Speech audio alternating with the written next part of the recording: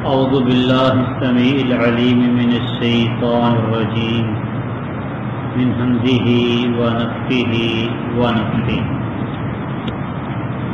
اذ قالت الملائکۃ یا مریم ان اللہ یبشرک بکلمۃ منہ اسمہ المسیح عیسی ابن مریم وجیہا فی الدنیا والآخرہ ومن المقربین۔ اور جب فرشتوں نے کہا اے مریم، بے شک اللہ تجھے اپنی طرف سے ایک کلمے کی بشارت دیتا ہے، اسمہ المسیح عیسی ابن مریم، اس کا نام مسیح عیسیٰ بن مریم ہے، وجیہا فی الدنیا والآخرہ، دنیا اور آخرت میں وجاہت والا، بہت مرتبے والا ہوگا، وَمِنَ الْمُقَرَّبِينَ، اور اللہ کے مقرب بندوں میں سے ہوگا، وَيُكَلِّمُ النَّاسَ فِي الْمَهْدِ وَكَهْلًا، اور وہ کلام کرے گا لوگوں سے فی المہد، گہوارے میں، گود میں، وَكَهْلًا، اور ادھیڑ عمر میں، وَمِنَ الصَّالِحِينَ، اور نیک لوگوں میں سے ہوگا۔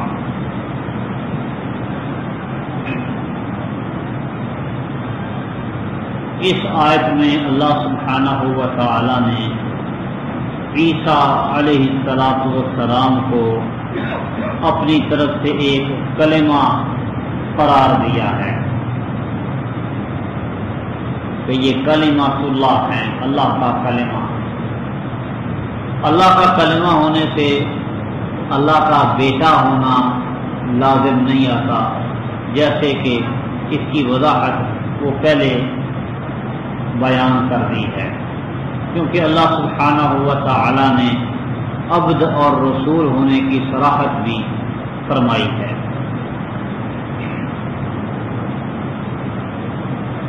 تو یہاں پہ ہے اذ قالت الملائکۃ یا مریم، فرشتوں نے کہا اے مریم۔ تو اس اسلوب سے معلوم ہوتا ہے کہ فرشتوں نے مریم علیہ السلام مشافہہ یہ بات کہی، جس طرح دو انسان آپس میں بات کرتے ہیں، ایسے ہی فرشتوں نے مریم سے بات کی، ان کے دل میں نہیں ڈالا گیا بلکہ بات کی گئی ہے۔ سورہ مریم میں اس کی وضاحت موجود ہے، فَتَمَثَّلَ لَهَا بَشَرًا سَوِيًّا، کہ ان کے سامنے انسانی شکل میں فرشتے آئے اور ان سے ہم کلام ہوئے۔ ان اللہ یبشرو، کہ اللہ تجھ کو خوشخبری دیتا ہے، بکلمۃ منہ، اپنی طرف سے ایک کلمے کی، اسمہ المسیح عیسی ابن مریم، اس کا نام مسیح عیسیٰ بن مریم ہے۔ مسیح یہ لفظ مسح سے مشتق ہے، اس کا معنی ہوتا ہے ہاتھ پھیرنا۔ دجال کو بھی مسیح کہتے ہیں، مسیح دجال۔ عیسیٰ علیہ السلام کو بھی مسیح کہتے ہیں، مسیح عیسیٰ بن مریم۔ لیکن دجال کے مسیح ہونے اور عیسیٰ علیہ السلام کے مسیح ہونے میں فرق ہے۔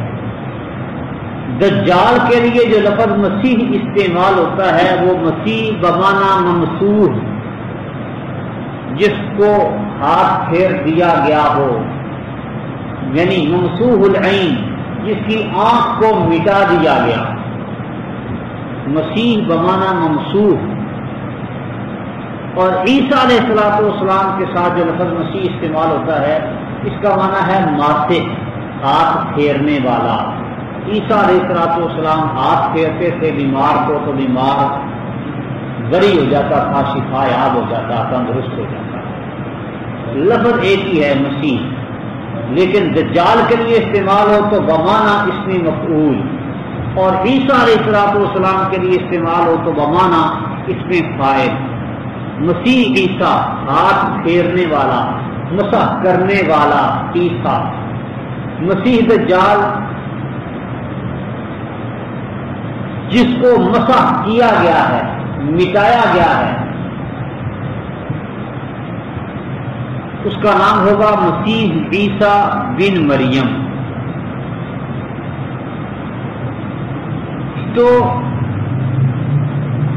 اس آیت میں بھی مریم کو خوشخبری دی جا رہی ہے اور ساتھ نام بھی بتایا جا رہا ہے۔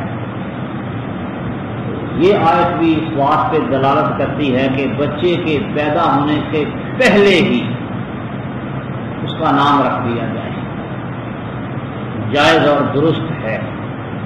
پیدائش سے، ولادت سے پہلے بھی نام رکھا جا سکتا ہے، بلکہ امید سے بھی پہلے نام رکھا جا سکتا ہے۔ یہ اس آیت سے سمجھ آتی ہے، کیونکہ اس وقت تک تو کوئی امید بھی نہیں تھی مریم کو، ان کو خوشخبری دی گئی اور خاص نام بھی بتا دیا گیا، وصف بھی بیان ہو گئے کہ ان اوصاف والا ہوگا۔ اس آیت میں 4 اوصاف بیان ہوئے ہیں مسیح کے۔ ایک وجیہن، یعنی بہت وجاہت والا ہوگا۔ چہرہ آدمی کی ذات کا آئینہ دار ہوتا ہے، اس لیے اونچے مرتبے کو وجاہت کہتے ہیں۔ وجہ کا معنی تو چہرہ ہوتا ہے نا، وجہ چہرہ، فاغسلوا وجوہکم، اپنے چہروں کو دھو دو، وجہ چہرے کو کہتے ہیں، کیونکہ چہرہ انسانی شخصیت کا آئینہ دار ہوتا ہے، اس لیے بلند مرتبہ، ذو مرتبہ آدمی کو وجاہت والا کہتے ہیں، مرتبے کو وجاہت کہتے ہیں۔ وجیہن فی الدنیا، دنیا میں وجاہت والا ہوگا، اور مقرب لوگوں میں سے ہوگا، دنیا میں اور آخرت میں وجاہت والا، مرتبے والا۔ ومن المقربین، اور مقرب لوگوں میں سے ہوگا۔ پھر تیسری خوبی اور صفت اللہ نے بیان کی، وَيُكَلِّمُ النَّاسَ فِي الْمَهْدِ وَكَهْلًا، لوگوں سے کلام کرے گا گہوارے میں اور ادھیڑ عمر میں، گہوارے میں بھی اور ادھیڑ عمر میں بھی یکساں حکیمانہ کلام کرے گا۔ ادھیڑ عمر میں یعنی 40 سال کے بعد کی عمر، بندے کو بڑی عقل آ جاتی ہے، بڑی حکمت اور دانائی اس کو پتہ چل جاتی ہے، زمانہ اس نے دیکھا ہوتا ہے، حکیمانہ باتیں کرتا ہے۔ تو جیسے وہ ادھیڑ عمر میں باتیں کریں گے حکیمانہ، ویسی ہی گہوارے میں گود میں بھی کریں گے۔ یکلم الناس فی المہد وکہلا، کلام کریں گے لوگوں سے مہد میں بھی اور کہولت کی عمر میں، ادھیڑ عمر میں بھی۔ یہ جو گہوارے میں گود میں کلام کرنا ہے، وہ کلام اللہ سبحانہ و تعالی نے سورہ مریم میں نقل کی ہے۔ قال انی عبد اللہ آتانی الکتاب وجعلنی نبیا۔ وہ ساری آیات میں عیسیٰ علیہ السلام کی کلام اللہ تعالیٰ نے نقل کی کہ گود میں ہی بولے۔ جب مریم علیہ السلام نے کہا میں اللہ کا بندہ ہوں، اللہ نے کتاب دی ہے، مجھے نبی بنایا ہے، بڑی حکیمانہ باتیں کی۔ وہ ساری سورت مریم میں ادھر انشاءاللہ اس کی وضاحت آ جائے گی۔ اور پھر کہولت کی عمر میں بات کرنے میں ان کے آسمان دنیا سے نزول کی طرف بھی اشارہ ہے کہ آسمان سے یہ اتریں گے، کیونکہ اس وقت تو یہ کہولت کی عمر کو پہنچے ہی نہیں، پہلے ہی اللہ تعالیٰ نے اٹھا لیا۔ تو کہولت کی عمر میں لوگوں سے بات کریں گے دوبارہ دنیا میں آ کے۔ وَمِنَ الصَّالِحِينَ، چوتھی خوبی اور چوتھا وصف اللہ تعالیٰ نے بیان کیا ہے کہ یہ صالحین میں سے ہوں گے۔ صالح اس کو کہتے ہیں جس کے سارے کام ہی درست ہوں، سیدھے ہوں۔ اسی لیے یوسف اور سلیمان علیہ السلام جیسے جلیل القدر پیغمبروں نے بھی صالح بندوں میں داخل ہونے کے لیے دعا کی ہے کہ اللہ ہمیں بھی صالح بنا دے. انبیاء بھی صالح ہونے کی دعا کرتے تھے. تو اللہ تعالیٰ نے عیسیٰ علیہ السلام کی یہ خوبی بیان کر دی کہ وَمِنَ الصَّالِحِينَ، وہ صالحین میں سے ہوں گے. جب مریم کو یہ خوشخبری دی گئی قالت ربی انا یکون لی ولد، تو مریم نے کہا ربی، اے میرے رب، انا یکون لی ولد، میرے لیے میرے ہاں لڑکا کیسے ہوگا، ولم یمسسنی بشر، حالانکہ مجھے کسی بشر نے ہاتھ بھی نہیں لگایا. قالا، تو فرشتے نے کہا کذالک اللہ یخلق ما یشاء، اسی طرح اللہ جو چاہتا ہے پیدا کرتا ہے. اذا قضا امرا، جب وہ کسی کام کا فیصلہ کر لیتا ہے، فانما یقول له کن فیکون، تو صرف وہ اس کو کہتا ہے ہو جا، تو وہ کام ہو جاتا ہے. مریم کو جب لڑکے کی خوشخبری ملی تو انہوں نے تعجب کا اظہار کیا. تعجب کا اظہار اس کے ناممکن ہونے پر نہیں تھا، بلکہ تعجب کا اظہار اس بات پر تھا کہ اللہ سبحانہ و تعالیٰ کا ایک اصول اور قانون ہے، ظاہری اسباب ہوں تو اولاد ہوتی ہے. یہاں پہ ظاہری اسباب ہی نہیں، تو کہنے لگی کہ آج تک مجھے کسی بشر نے ہاتھ نہیں لگایا، پھر میرے ہاں بچہ کیسے پیدا ہو جائے. تو اللہ تعالیٰ نے فرمایا، اللہ تعالیٰ اسی طرح جو چاہتا ہے کر گزرتا ہے. اللہ کے لیے تو کوئی چیز ناممکن نہیں ہے نا. اچھا، زکریا علیہ السلام نے بھی تعجب کا اظہار کیا تھا، تو اللہ تعالیٰ نے فرمایا تھا کہ یفعل، اللہ تعالیٰ کرتا ہے جو چاہتا ہے. اور یہاں پہ اللہ تعالیٰ نے فرمایا ہے یخلق ما یشاء، جو وہ چاہتا ہے پیدا کرتا ہے.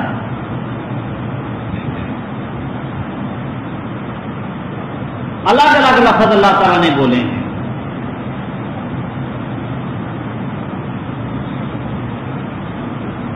یہ پیچھے آیت نمبر 40 میں قال كذلك اللہ یفعل ما یشاء، انہوں نے تعجب کا اظہار کیا کہ میرے لیے بچہ کیسے ہوگا، میں بوڑھا، میری بیوی بانجھ.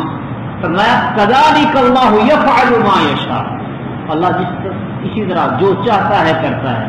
اب مریم نے علیہ السلام نے تعجب کا اظہار کیا کہ مجھے تو بچہ نے چھوا ہی نہیں، تو میرے ہاں لڑکا کیسے پیدا ہو جائے گا. تو اللہ تعالیٰ نے فرمایا کذالک اللہ یخلق ما یشاء، اللہ تعالیٰ اس طرح جو چاہتا ہے پیدا کرتا ہے. تو یہاں پر یہ فرق ہے کہ زکریا علیہ السلام کے واقعہ میں تو میاں بیوی دونوں موجود تھے، اور یہاں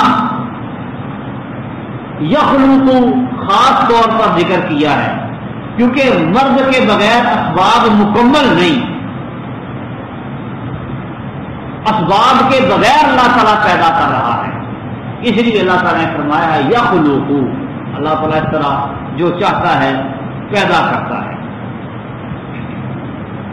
اذا قضى امرا فانما يقول له كن فيكون، اللہ تعالیٰ کا تو یہ معاملہ ہے کہ جب وہ کسی کام کا فیصلہ کر لے تو وہ صرف یہ کہتا ہے ہو جا، تو وہ کام ہو جاتا ہے.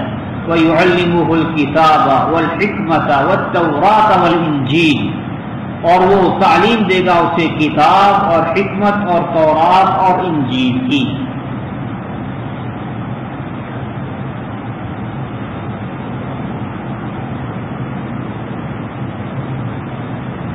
اللہ تعالیٰ کتاب و حکمت کی انہیں تعلیم دے گا اور تورات و انجیل کی.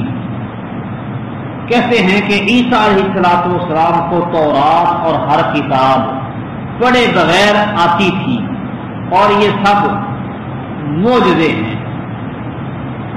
اور بعض مفسرین نے کہا ہے کہ کتاب کا معنی ہے لکھنا، کتابت لکھنے کو کہتے ہیں نا، کہ اللہ تعالیٰ اس کو کتابت کی، لکھنے کی تعلیم دے گا اور حکمت سکھائے گا. اور تورات اور انجیل بھی سکھائے گا۔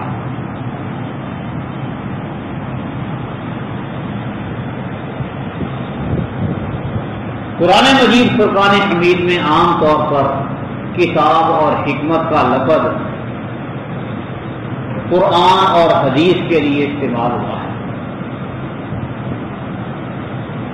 نبی کریم صلی اللہ علیہ وسلم کے بارے میں بھی اللہ تعالیٰ فرماتے ہیں کہ اللہ نے احسان کیا مومنوں پر، اذ بعث فیہم رسولا، جب رسول بھیجا انہی میں سے، وہ ان پر اللہ تعالیٰ کی آیتیں تلاوت کرتا ہے اور ان کو کتاب اور حکمت سکھاتا ہے۔ وَيُعَلِّمُهُمُ الْكِتَابَ وَالْحِكْمَةَ، کتاب اور حکمت کی ان کو تعلیم دیتا ہے۔ کتاب سے مراد قرآن مجید اور حکمت سے مراد نبی کریم صلی اللہ علیہ وسلم کی سنت اور حدیث۔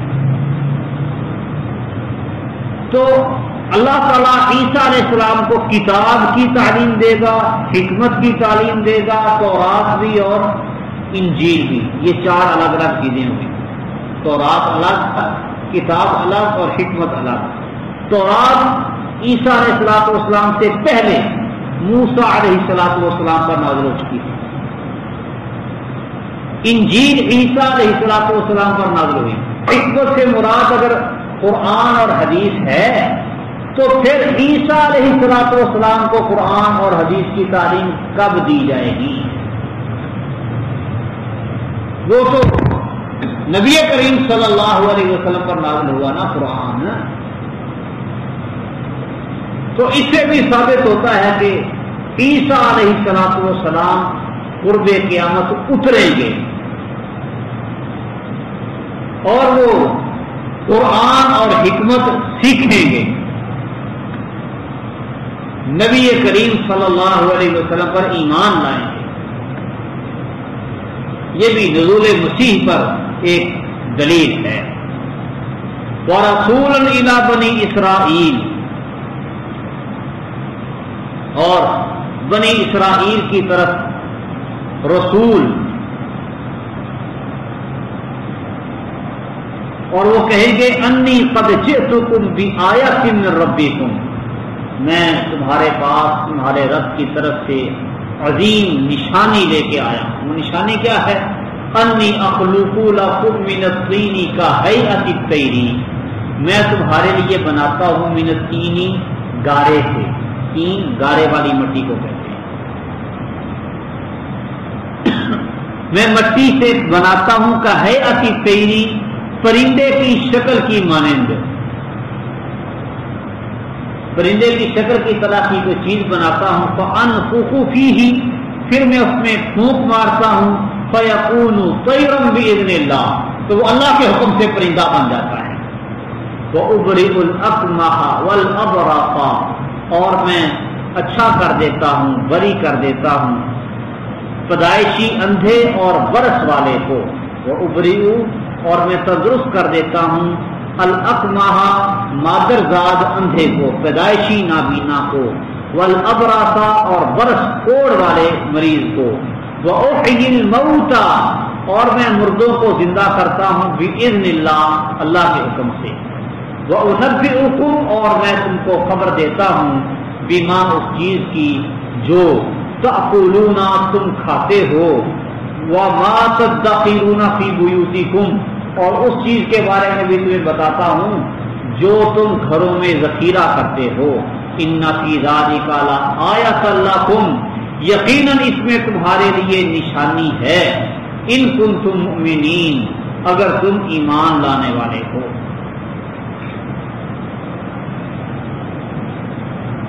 تو یہاں پر جو اللہ سبحانہ و تعالیٰ نے فرمایا ہے کہ عیسیٰ علیہ السلام نے کہا انی اخلق لکم من الطین، کہ میں مٹی سے پیدا کرتا ہوں۔ اب یہاں پر خلق سے مراد ہے ظاہری شکل و صورت بنانا، پیدا کرنا مراد نہیں ہے۔ ظاہری پرندے جیسی کوئی شکل و صورت بنا دیتے تھے، تو وہ اللہ کے حکم سے اس میں پھونک مارتے تو وہ پرندہ بن جاتا۔ حدیث میں ہے کہ قیامت کے دن بنانے والوں کو کہا جائے گا احیوا ما خلقتم، تم نے جو پیدا کیا ہے اس کو زندہ کرو، جو تم نے بنائی ہیں تصویریں انہیں زندہ کرو، صحیح بخاری کی روایت ہے۔ پیدا کرنے اور زندگی دینے کے معنی میں خالق صرف اللہ تعالیٰ ہی ہے اور کوئی نہیں۔ یہ عیسیٰ علیہ السلام کا معجزہ تھا، وہ پرندے جیسی شکلیں بناتے، اللہ تعالیٰ کے حکم سے وہ پرندہ بن جاتا۔ اللہ سبحانہ و تعالیٰ نے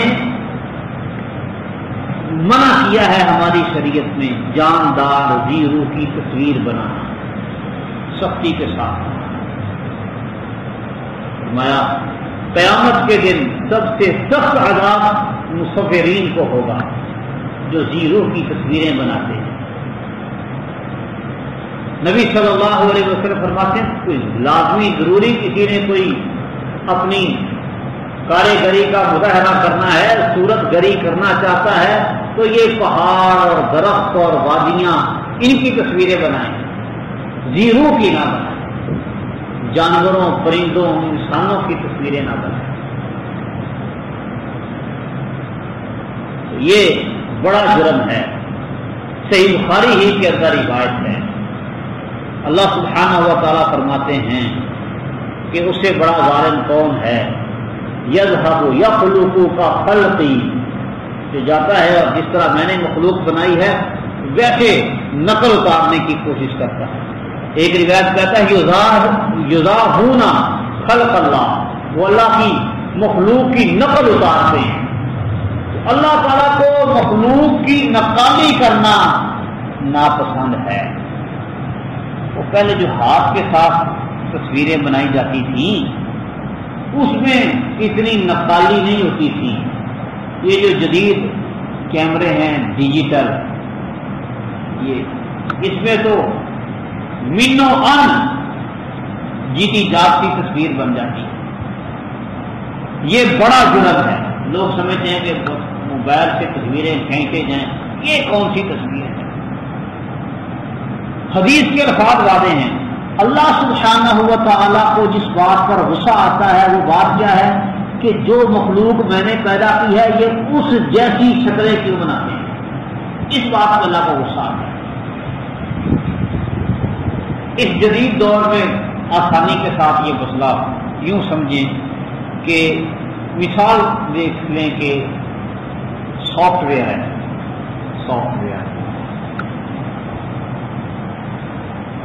جو لائسنس والے سافٹ ویئر ہوتے ہیں ان کا ایک فل ورژن ہوتا ہے اور ایک ٹرائل ورژن ہوتا ہے۔ ٹرائل ورژن کو کاپی کرنا اور استعمال کرنا اور آگے سے آگے پہنچانا ممنوع نہیں ہے، اس پر کاپی رائٹ کے اصول نہیں چلتے۔ وہ ٹرائل ورژن ہے، لمیٹڈ ہوتا ہے، اس میں بہت سی سہولیات موجود نہیں ہوتی، اور جو فل ورژن ہے اسے کاپی کرنا وہ کاپی رائٹ کے قوانین کی زد میں آتا ہے، اس پر کیس ہوتا ہے، ہرجانے اور جرمانے ہوتے ہیں۔ اس کو بھی آپ یوں ہی سمجھ لیں کہ جو غیر ذی روح چیزیں ہیں، پہاڑ درخت مکانات وادیاں اس طرح کی چیزیں غیر ذی روح، یہ سمجھ لیں کہ وہ ٹرائل ورژن کے قائم مقام ہیں، ان میں وہ خوبیاں نہیں۔ اور جو ذی روح ہیں چرند پرند جانور انسان، یہ رب کائنات کی تخلیق کا کمال شاہکار ہے، اس لیے ان کی نقلیں اتارنا اللہ نے منع قرار دے دیا۔ تو یہ اللہ تعالیٰ کے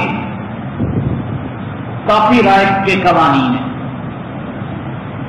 کہ زیرو کی تصویر نہیں بنانی۔ اور ایک اور بات بھی بڑی اہم ہے سمجھنے کی، وہ یہ ہے کہ وہ جو ہاتھ کے ساتھ تصویر بنائی جاتی تھی نا، اس میں تصویر بنانے والا مصور ہوتا تھا بس، یہ جو ڈیجیٹل پکچرز ہیں، الیکٹرانک پکچر، چاہے ویڈیو میں ہو چاہے اسٹل پکچر ہو، اس میں اسے اوپن کرنے والا، ڈسپلے پہ اسکرین پہ لے کے آنے والا بھی مصور ہے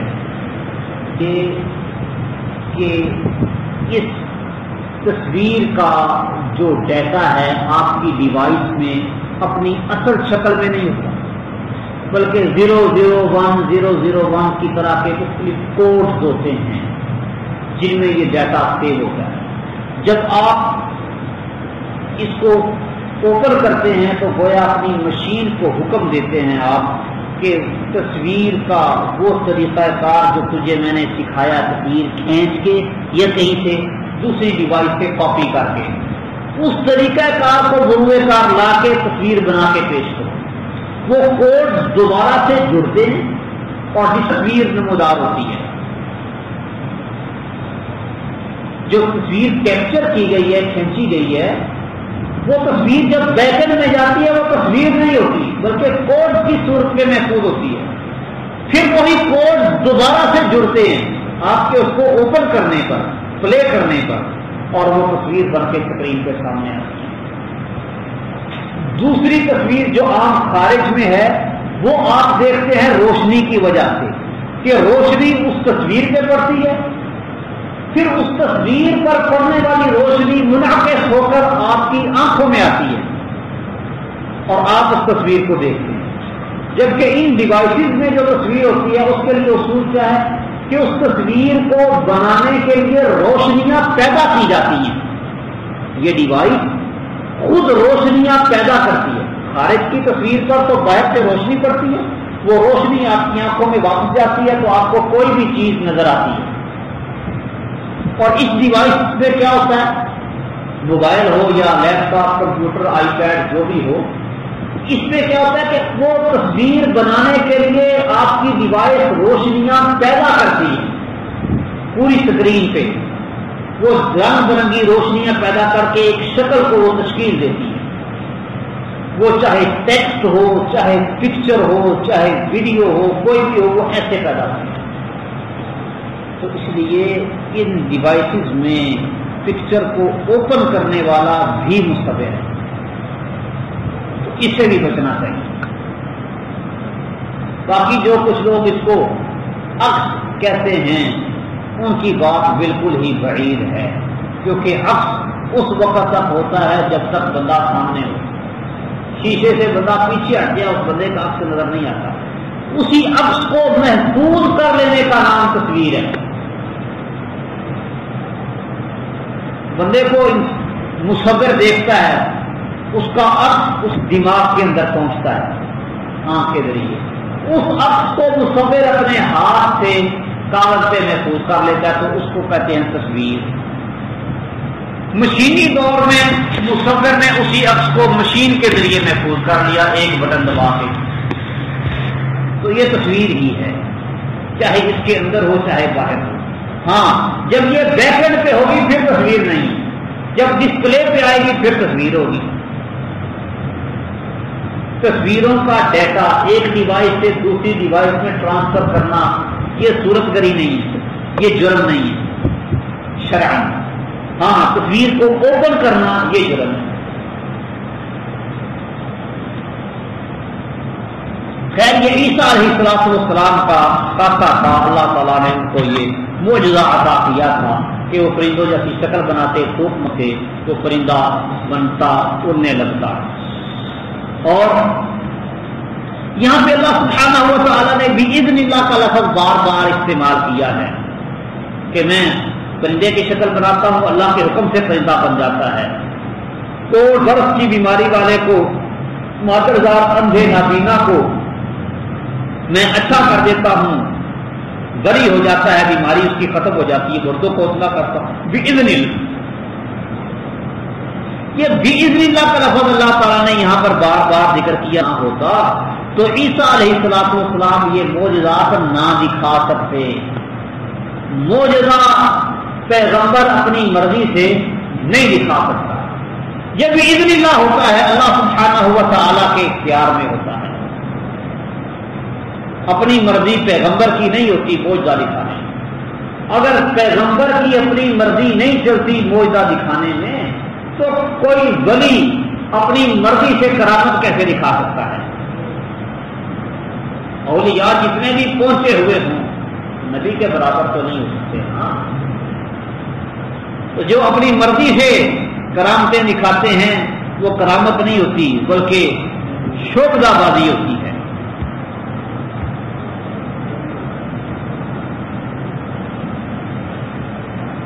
سبحان اللہ۔